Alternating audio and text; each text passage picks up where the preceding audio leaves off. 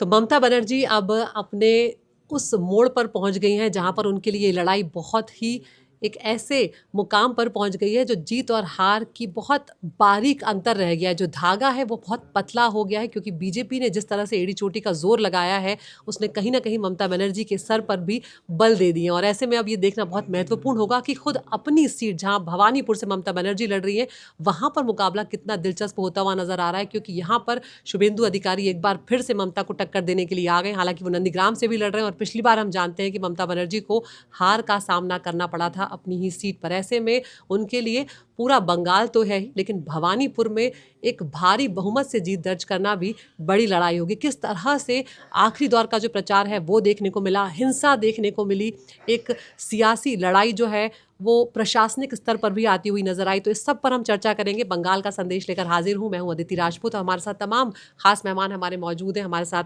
Ajit Jha sir हैं, मेरे सहयोगी कुमार कुणाल हैं हमारे साथ, और श्रेया सिन्हा भी है।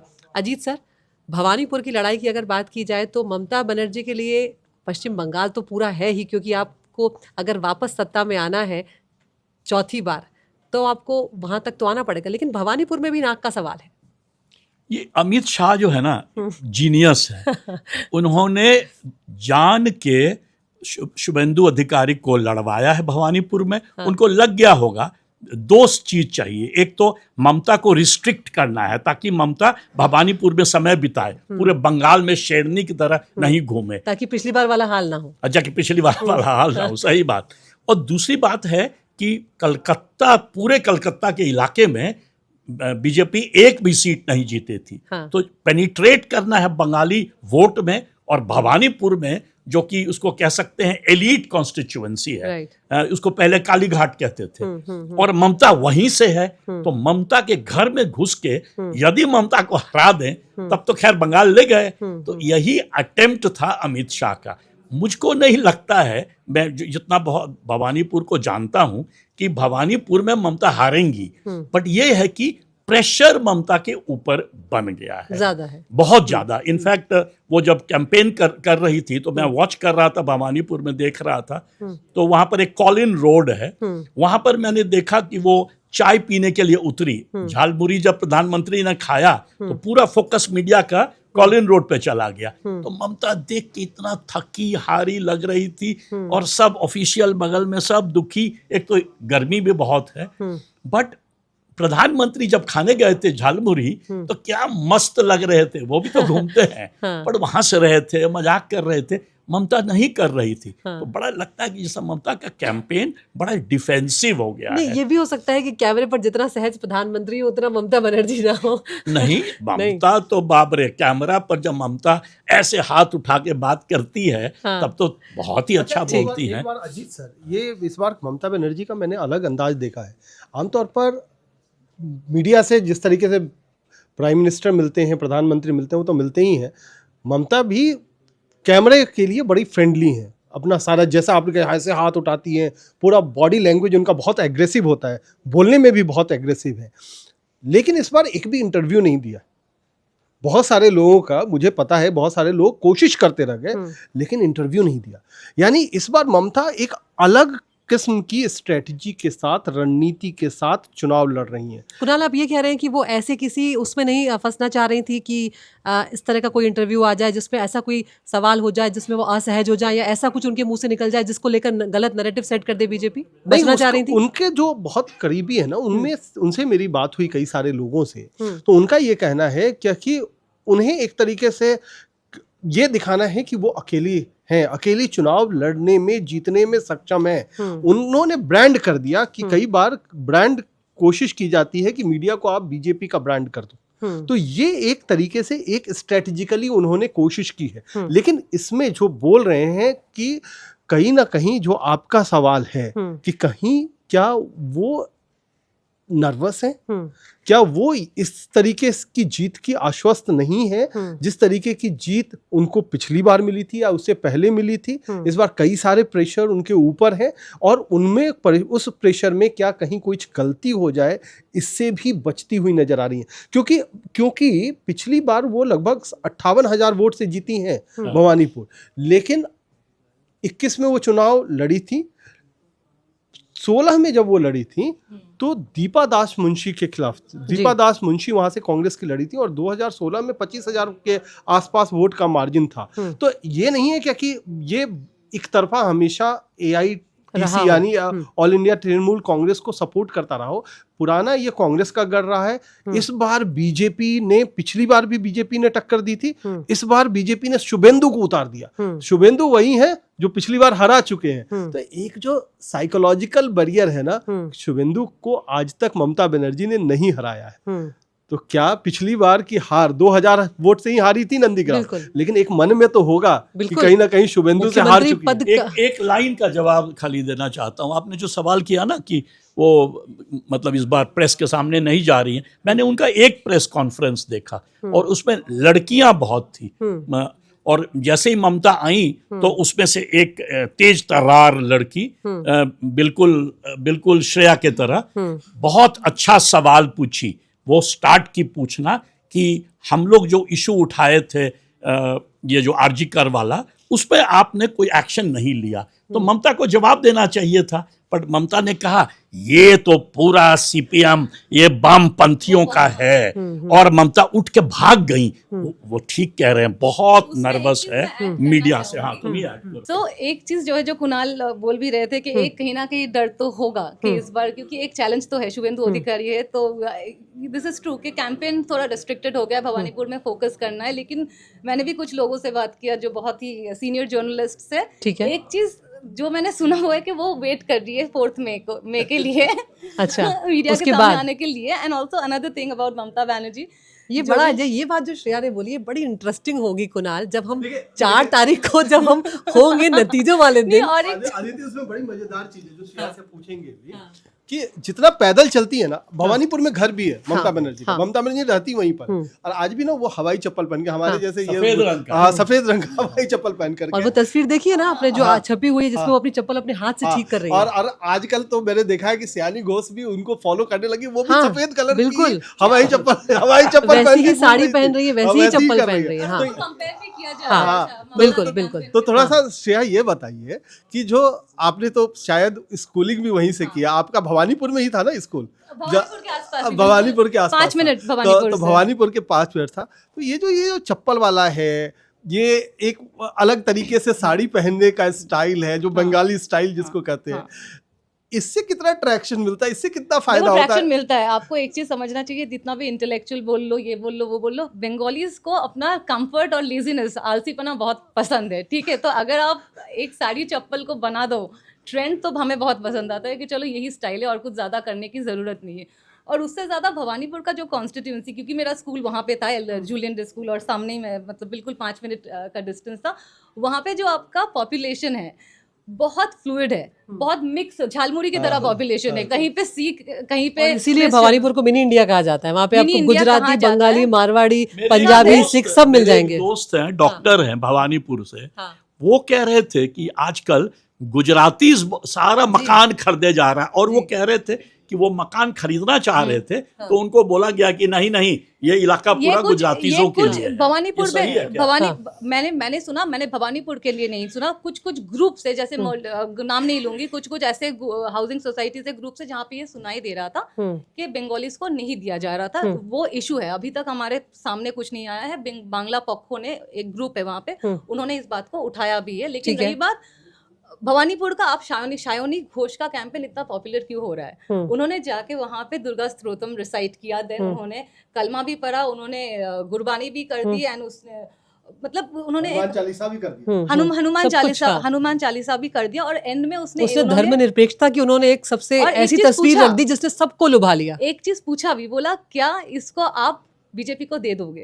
ये क्वेश्चन बहुत इंपॉर्टेंट था। ये जो आपका जो पीस है, ब्यूटी इन डाइवर्सिटी है, वो क्या आप बीजेपी को दे दोगे? ये हमारा बंगाल है ना, सब कुछ एक घर से, अगर कुछ हिंदू का आपको रिलीजियस कुछ सुनाई दे रहा है, तो और रिलीजियस के लिए भी स्पेस है। तो ये क्वेश्चन भवानीपुर में रेजोनेट करेगा, क्योंकि अगर कम्युनिटी देखोगे, बहुत रिच लोग भी रहते हैं, पोर लोग भी रहते हैं और डिवाइडेड अक्रॉस रिलीजन। तो जो और ममता बनर्जी के लिए और एक चीज, ममता बनर्जी कंफर्टेबल हो सकती है भवानीपुर में, वो इस चीज का बहुत अच्छा यूज कर रही है। विक्टिम गेम उतना प्ले नहीं कर रही है, लेकिन अगर ममता बनर्जी को प्रोटेस्ट फेस कर रहे हैं शुभेंदु से, ही कैन से। अदिति, एक चीज इससे पूछना चाहूंगा क्योंकि थोड़ा मजा आ रहा है मुझे इसलिए कि थोड़ा बंगाल ऐसा है ना कि जो रही हुई है श्रेया वहां पर, इसलिए उससे पूछना भी थोड़ा आसान हो जाएगा कि ये जो शायनी का था, ये आपको लगता है क्या कि वो सब कुछ इतना याद वाद करके आ गई, रूपंग देही, जैंग देही, यशो देही, दुहो जही,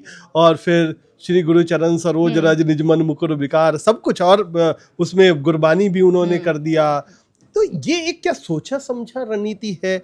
क्या ममता को सयानी अगर फॉलो कर रही हैं तो क्या ये ममता के परमिशन से कर रही होंगी या कुछ क्या है? क्या एक नया यंग फेस, ममता थोड़ी ओल्ड हो गई हैं, ये कहा जाता है कि अभिषेक बनर्जी ममता को रिप्लेस करेंगे, लेकिन यहाँ पर एक गजब एक नया गुगली इसका एक शॉर्ट आंसर देता हूं।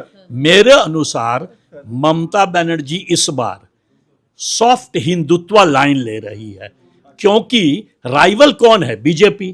तो मुसलमान वोट तो पॉकेट में है ना, अखिलियत तो साथ है, असली बचाना है हिंदू आप ये वोट। सॉफ्ट हिंदुत्व वाली लाइन क्यों बोल रहे हैं सर? वो तो हमें शुरुआत से ही जय दुर्गा जय शक्ति वो करती चली आ रही है, उन्होंने तो कभी उस लाइन से वो हटी नहीं है। नहीं, रामनवमी पर अगर बीजेपी और टीएमसी आमने सामने हुए, लेकिन अदरवाइज तो हमेशा ही वहां पर चलता रहा है। नहीं, जय दुर्गा जय काली सॉफ्ट हिंदुत्व नहीं है।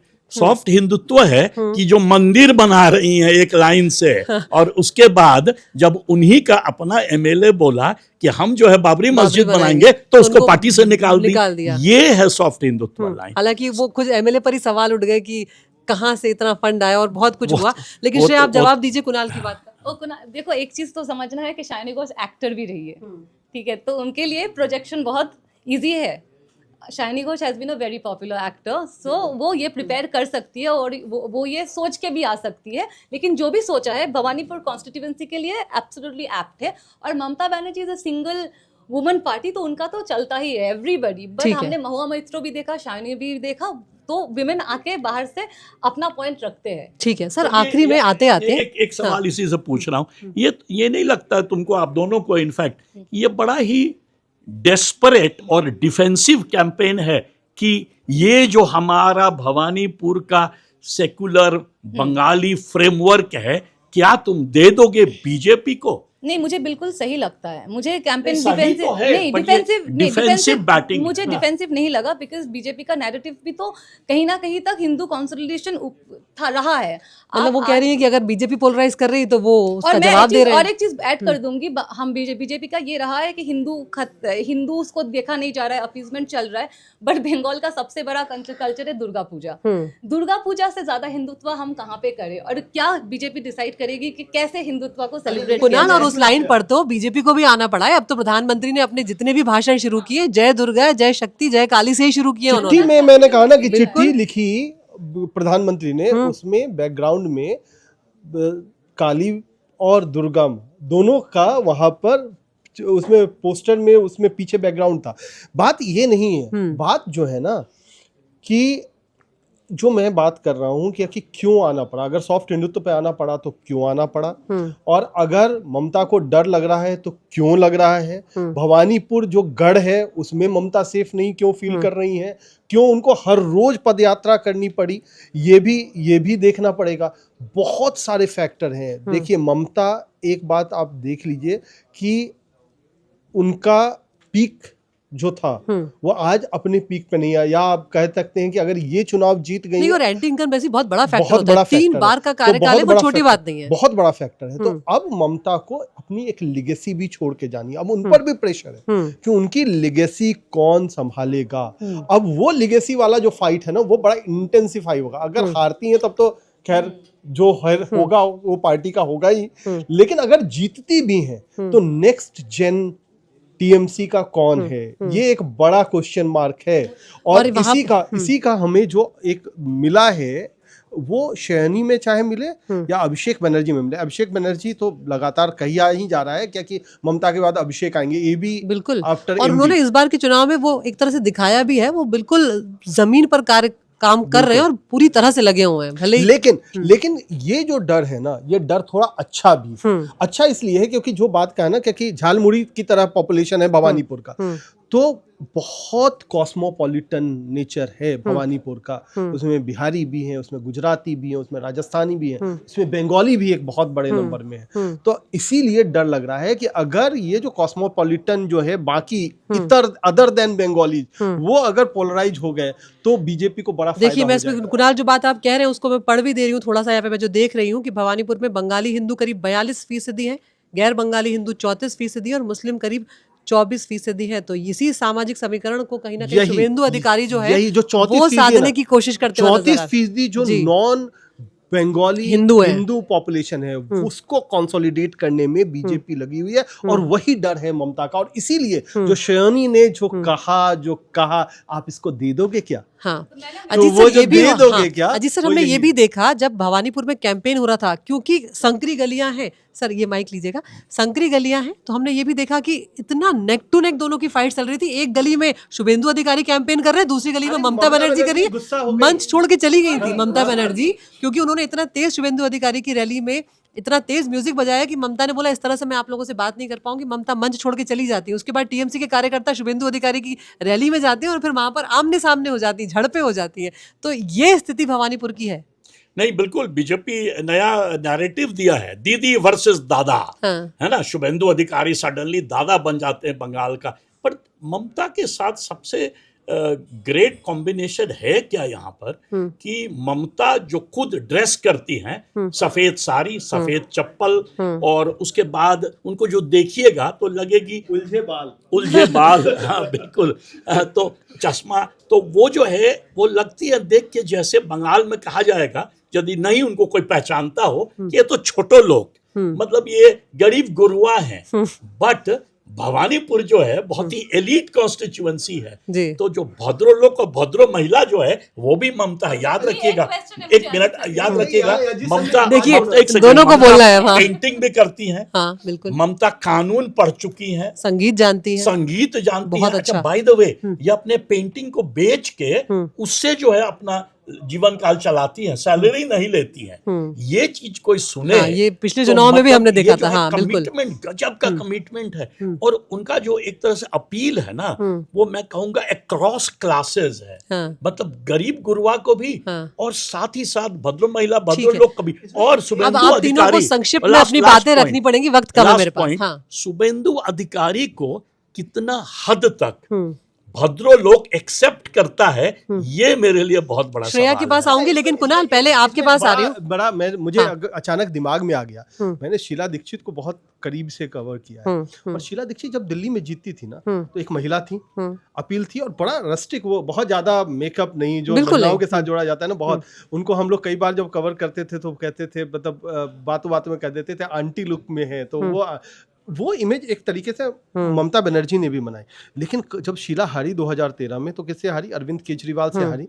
और कहाँ हारी? नई दिल्ली में हारी, वो भी कॉस्मोपॉलिटन था।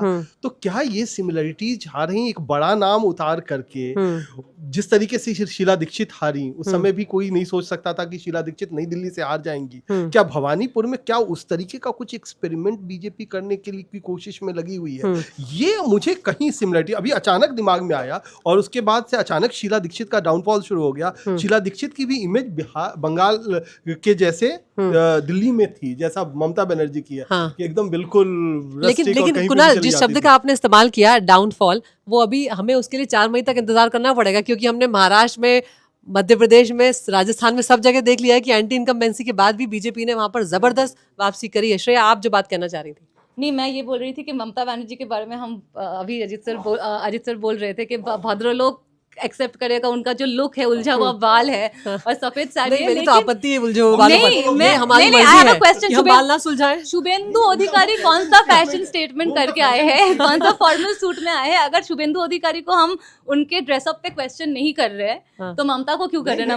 मैं तो फैशन स्टेटमेंट नहीं, मैं बोल रही हूँ, नहीं कर रहा हूँ, मैं तो स्ट्रेंथ बता रहा हूँ। मैं वही बोल रही हूँ, छोटे लोग, भद्रो लोग, दोनों को। एक सवाल, शुभेंदु अधिकारी भी एक लड़के को ऐसे पकड़े और वो लड़का निकला मुस्लिम और उसको बोल रहे बेटा बेटा আমি তোমার জন্য কি করেছি বলো তো क्या किए हैं तुम्हारे लिए तो लड़का बोला कि आप तो सब कुछ आप ही सब कुछ मेरे लिए किए हैं तो फिर बोले তখন কেন বলে कि আমি মুসলমান জন্য করি না हम मुसलमान की तरफ नहीं कर रहे हैं तो वो भी सेकुलर इमेज वो भी चाह रहे कुछ मुसलमान थोड़ा सा ट्राई तो किया वो सब Try सबने कर देखा सबने देखा हाँ 24 पर चला जाएगा तो खेल खत्म हो जाएगा। भवानीपुर में एक चीज लास्ट में बोलना चाहूंगी भवानीपुर में ममता बनर्जी बहुत गुस्सा हो गई थी कैंपेन बोला कि ये सब मैं छोड़ नहीं के चली कर गई सकती थी, छोड़ के बट भवानीपुर एक ऐसा जगह है जो ममता का घर है वो बिल्कुल छोटी से मतलब जब से वो वहीं young पे थी, पली बड़ी है। वहीं पे पली बड़ी है तो ममता बनर्जी को वहां पे ये स्ट्रेटजी करना मेरे हिसाब से थोड़ा सा मतलब मतलब नहीं करना लिए चाहिए बहुत क्योंकि मुश्किल नहीं है, उनको हाँ। कैंपेन नहीं करने दोगे वो चाय पी लेगी ठीक जाके है। और उनके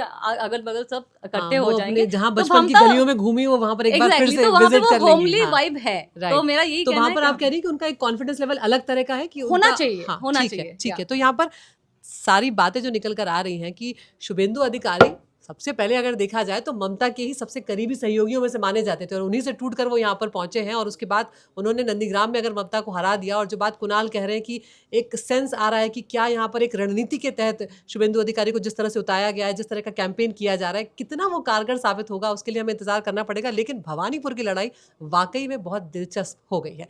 बंगाल का संदेश में इतना ही। नमस्कार।